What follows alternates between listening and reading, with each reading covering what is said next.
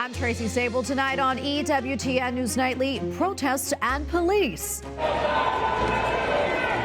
Pro-Palestinian demonstrations are spreading across the country. We have the latest, including reaction from New York Congressman Mike Lawler. Focus on Florida. The president and vice president take aim at the Sunshine State's new pro-life law.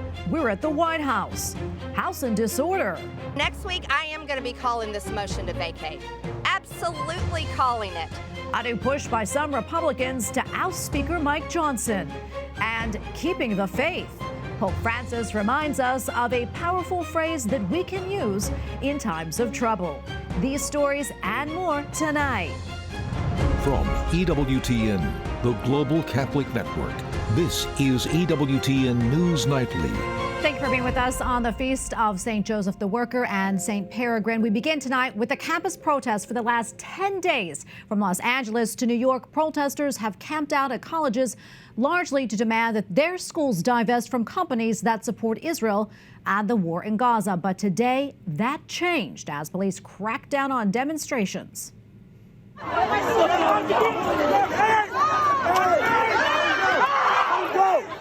Well, this was the scene this morning at the University of Wisconsin-Madison. The campus police spokesman said that 4 state troopers were injured, including one hit over the head with a skateboard. At least a dozen people were arrested.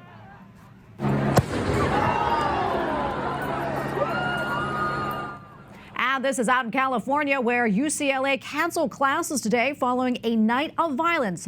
Both pro-Palestinian and pro-Israeli protesters got into it, throwing punches, kicks, and even using sticks to beat each other. Police eventually intervened, breaking up the fights.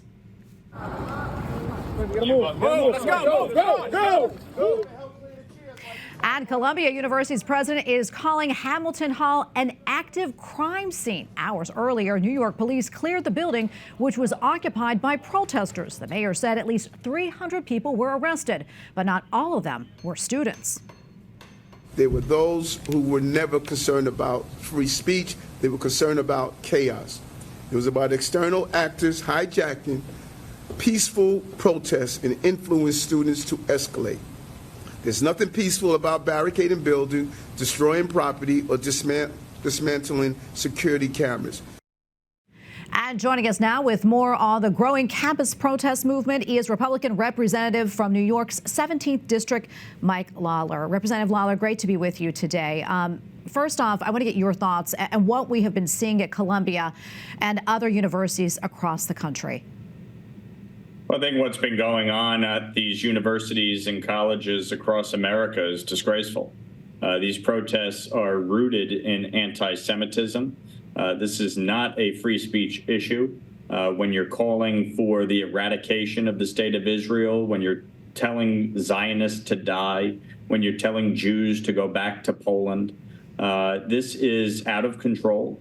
And these administrators have failed in their primary responsibility, which is to ensure the safety and well-being of all of these students and allow for a robust debate on the issues, but one rooted in truth and facts and no threats of violence. And so it's incumbent on Congress to act and ensure that the Department of Education can crack down on these Title VI violations of the Civil Rights Act of 1964.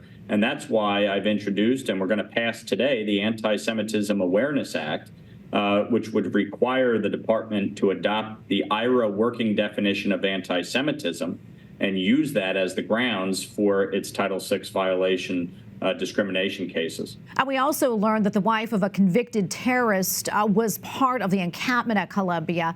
What more have you learned about this? And what does it say about the origin and nature of these protests and also the outside agitators that are part of it?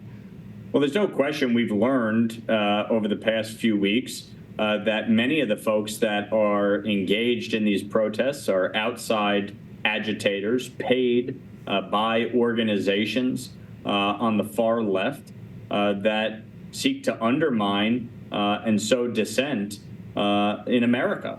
And so when you see the fact that a terrorist's wife was involved and engaged in the protests at Columbia, it raises serious red flags as to what is at the root of these protests. And I think both the colleges and those engaged in funding these protests need to be held accountable. And I think there needs to be a criminal investigation as to the ties and associations with terrorist organizations. You have students chanting, "We are Hamas." You have Hamas, Iran, China praising these protests, endorsing them, embracing them.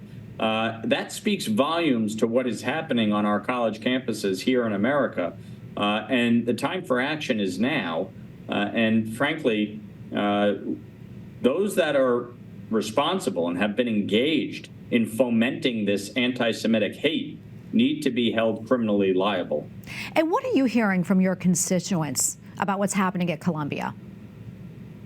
Now, people are outraged. They're just disgusted that this is happening in 2024 on college campuses in America.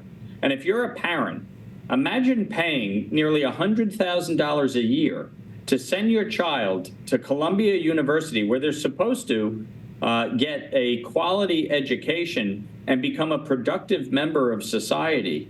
And this is the nonsense that is occurring. If this was my child, I wouldn't have waited for the school to expel them. They would have been pulled right out. This is an absolute disgrace, what is happening. And I think across the board, from parents to educators to administrators to elected officials, we need to make sure that there is accountability here. Oh, Congressman, thank you for your time. Always appreciate it. God bless. Thank you. On Israel today, U.S. Secretary of State Antony Blinken continued pressing for a ceasefire and warned that Hamas will bear the blame if a deal falls through. Blinken spoke to reporters at a seaport in Israel. Now, as we've been saying, it's on Hamas. Hamas has to decide whether it will take this deal and actually advance the situation for the people that it purports to care about in Gaza. Secretary Blinken met today with Israeli Prime Minister Benjamin Netanyahu in Jerusalem. The two men talked about the hostage deal now on the table. Blinken says Israel made important compromises, demonstrating a desire to get an agreement done. However, Israel and Hamas remain far apart on one key issue, whether the war should end as part of an emerging deal. Florida's ban on abortions after 6 weeks of pregnancy intended to save more lives is now in effect. President Joe Biden calls it a nightmare and blames Donald Trump. Meantime, Vice President Kamala Harris flew to Jacksonville, Florida to attack the new law, a measure one prominent pro-life group says will protect tens of thousands of unborn children. White House correspondent Owen Jensen reports. Owen? Tracy, SBA Pro-Life America called today an enormous victory in a human rights battle of our time. But tonight, the Biden administration does not quite see it that way. President Joe Biden blasts the new Florida law, writing, "Today, an extreme abortion ban takes effect in Florida, banning reproductive health care before many women even know they are pregnant." And he released a new campaign video. This should be a decision between a woman and her doctor, and the government should get out of people's lives. Meanwhile, Vice President Kamala Harris, who's been traveling the country pushing for abortion expansion, today in Florida, unleashing the administration's anger over the new measure. As of this morning, 4 million women in this state woke up with fewer reproductive freedoms than they had last night. And abortion will be on the ballot in November in Florida, where Republicans have a 900,000 voter registration edge over Democrats. Pro-abortion groups want to use Amendment 4 to reverse the state's pro-life laws. And this November, up and down the ballot, reproductive freedom is on the ballot. But SBA Pro-Life America celebrating the new 6-week measure, saying boys and girls will live, and posting on social media, the Florida Heartbeat Law will protect 50,000 unborn children annually. This is a really wonderful day. This is such a moment to celebrate. For so many years, babies in Florida have had few protections. Their mom have felt push towards the abortion clinics. And today we get to really shut that door and save so many lives. Still, SBA State Policy Director Katie Glendaniel warns against Amendment 4 on the ballot this fall that would overturn Florida's pro-life protections. Amendment 4 would not just get rid of the Heartbeat Act, it would get rid of all of our pro-life laws. It would mean that parents cannot have a part to play if their child is taken to the abortion clinic. It would require our state taxpayers to pay for elective abortions. Now, President Biden also says Donald Trump, quote, ripped away the rights and freedom of women in America, end quote. Now, when Trump was president, he nominated justices to the Supreme Court who helped get Roe v. Wade overturned and tossed out a huge pro-life victory. In recent interviews, Trump repeatedly said abortion laws should be left up to individual states to decide. At the White House, Owen Jensen, EWTN News Nightly. Speaking of former President Trump, he is spending the day on the campaign trail. His first stop is in Wisconsin, and later he will be in Michigan. Both states could be keys to the outcome of the November presidential election. Trump has the day off from his criminal trial in New York, where he is accused of falsifying business records to cover up hush money payments to adult film actress. On a historic development, the U.S. Drug Enforcement Administration will reportedly move to reclassify marijuana as a less dangerous drug. The proposal would recognize the medical uses of cannabis and suggests that it has less potential for abuse than other harmful drugs. This follows President Biden's call for a review of federal marijuana law back in October of 2022. The DEA's proposal still needs to be evaluated by the White House Office of Management and Budget. All right, now to the Supreme Court, where the justices turned down a plea from the pornography industry to block an age verification rule in Texas. The move temporarily derails efforts from creators of porn. Lawmakers in Texas defend the measure. They say it prevents minors from viewing explicit sexual content. Well, after weeks of making threats, it finally happened. Republican Congresswoman Marjorie Taylor Greene announced that she will force a vote to oust Speaker Mike Johnson next week. Capitol Hill correspondent Eric Rosales has the latest. Eric? Good evening, Tracy. With the backdrop of the U.S. Capitol, the Georgia Congresswoman said that a floor vote is imminent on Speaker Mike Johnson's future. She then gave example after example of Johnson's pro-Democrat agenda. He passed 3 continuing resolutions, and then he finally passed a 2-part omnibus that fully funded Joe Biden's agenda. To Speaker Johnson's support of funding foreign wars. And he funded $61 more billion to Ukraine. Funded a war in Israel while he funded Hamas in Gaza. How do you support Israel when you're funding Hamas? And gave more money away while our border stays open. She then aggressively criticized the speaker for not adopting far-right concerns about a government surveillance reauthorization bill and not protecting life. Pro-life Mike Johnson funded full-term abortion clinics. Funded the trans agenda on children that 70% of Americans are completely against on both sides of the aisle. Kentucky Congressman Thomas Massie stood by Greene's side, saying next week Americans will see how Republicans vote. Are you going to embrace Hakeem Jeffries like Mike Johnson has? Are you going to embrace the Uniparty like Mike Johnson has when you come back next week? Or are you going to fight for Americans who gave us the majority? Greene's chances of success are slim as House Democrats pledge to rescue Johnson by attempting to kill the measure. Yeah, I think it's an act of desperation on her part. She rolled this out a few weeks ago like it was some kind of big threat and thought it would derail the national security legislation, but it didn't. Speaker Johnson remains defiant, saying he has no intention of resigning. Quote, "This motion is wrong for the Republican conference, wrong for the institution, and wrong for the country," Johnson said in a statement following Greene's announcement. Meanwhile, Republicans not on Greene's side aren't talking. If you want to ask me about policy, I'm happy to answer, but drama stays within our conference. Former President Donald Trump has publicly endorsed Speaker Johnson, and the RNC head has told Republicans this week that President Trump wants to see the GOP conference united, and this is not the way to win Congress back. At the Capitol, Eric Rosales, EWTN News Nightly. Now, the Federal Reserve says don't expect interest rate cuts anytime soon. The Fed said it does not plan to slash rates until there is greater confidence that price increases will slow down. The Fed's key rate remains at a two-decade high of around 5.3%.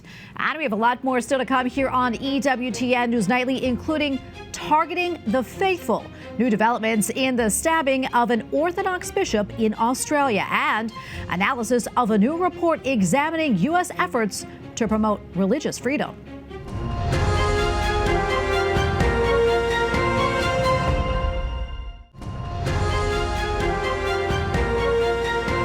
Welcome back. One of the teens charged in the stabbing of an Orthodox bishop in Australia is asking to be released on bail. The 15-year-old is charged with planning a terrorist attack, and he claimed to know the teen accused of stabbing the bishop. His lawyer says the boy has a history of behavioral issues and should be released. 6 teens have been charged with the crime. Police say the teens adhered to a religiously motivated, violent extremist ideology. While the U.S. Commission on International Religious Freedom released its annual report today, the date coincides with the anniversary of the declaration that made the right to freedom of religion a priority in U.S. foreign policy. Each year, the report highlights countries that it wants the State Department to designate as countries of particular concern due to religious freedom violations. 17 countries made the list this year, including Nigeria and Azerbaijan. And joining us now to talk about the report and more is Aram Hampirian, Executive Director of the Armenian National Committee of America. Aram, thanks so much for being here today. We appreciate it. Glad to be here. Well, first off, what were your big takeaways from the report this year? It was a bold report on its 25th anniversary now. Chairman Frank Wolf was the author of the bill 25 years ago. Ever since then, it's really been a powerful tool for U.S. policymakers. Prior to this law, there was this idea that you could either care about national security or care about religious liberty. The fact is that one and the both of them are really the same. It's from one cloth. Religious liberty around the world really contributes to American security. So we saw 17 calls for designations of countries of particular concern. 12 of those were existing states already on the list. 5 were new, and as you mentioned, Azerbaijan and Nigeria, I think, probably stand out as the two most meaningful additions. Yeah, and jumping off of that, let's go ahead and talk about Azerbaijan right there, and how important is it to have that designation?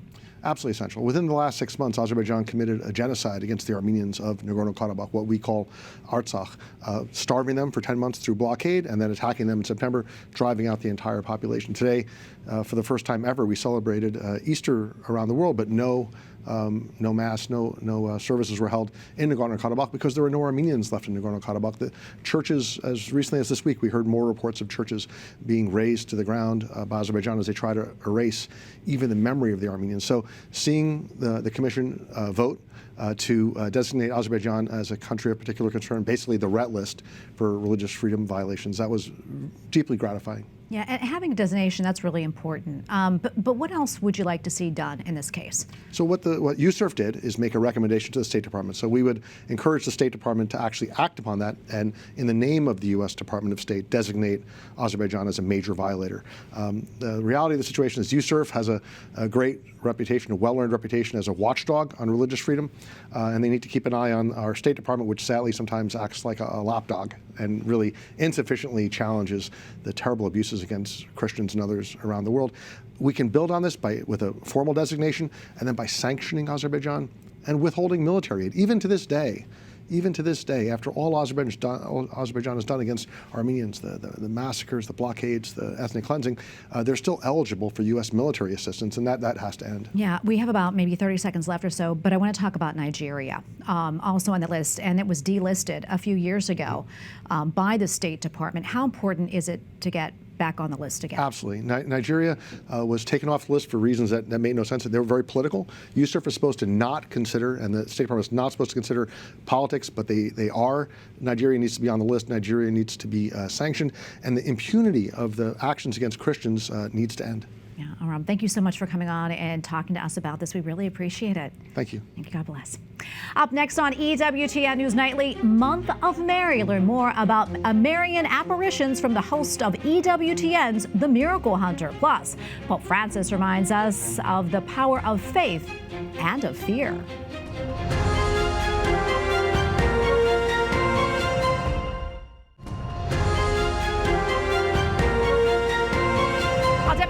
Arizona are expected to make a final push to repeal the state's ban on nearly all abortions. At least 2 Republicans in the state Senate have joined the Democrats, which likely means they have the votes to pass the repeal. Lawmakers in Kansas enacted 4 pro-life bills despite vetoes from the governor. The measures provide funding for crisis pro-life pregnancy centers and provide tax credits to encourage donations to those centers. One measure creates a new crime of coercing a woman to have an abortion.